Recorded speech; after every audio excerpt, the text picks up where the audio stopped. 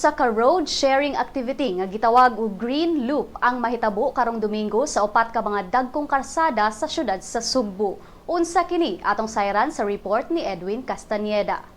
Mga bikers, persons with disabilities, skateboarders o mga taong maglakaw makapahimo sa inner lane sa upat ka mga kalsada sa syudad sa Sugbo karong Domingo. Si Mark Anton, usa sa mga convener sa Movement for Livable Cebu, nipahibaw nga dili pagian og mga sakyanan ang katunga sa mga lane sa Osmeña Boulevard, Fuente Osmeña, Escario Street, General Maximum Avenue ug Corordo Avenue gikan alas 3 sa hapon hangtod sa alas 7 sa gabii. Matod ni Canton nga ang inner lanes gitagana alang sa mga taong maglakaw, persons with disabilities, bikers ug skateboarders, samtang ang outer lanes alang sa two-way traffic sa mga sakyanan. Si Architect Joseph Michael Espina, Chairman sa Subcommittee on Integrated Development and Special Planning sa Mega Cebu, nibutyag nga tipik kini sa road sharing activity nga gitawag og Green Loop.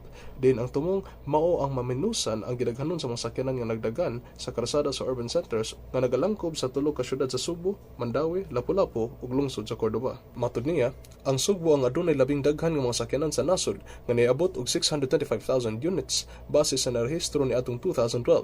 Hinungdan sa grabing kahuot sa dagan sa trapiko.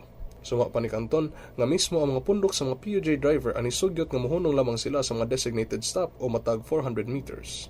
Human sa eksperimento ang mga tao pangutan-on sa ilang komento bahin sa road sharing nga mao'y himuon nga basihan alang sa dugang aksyon. Kini si Edwin Joseph Castañeda alang sa Sunstar, Pilipinas.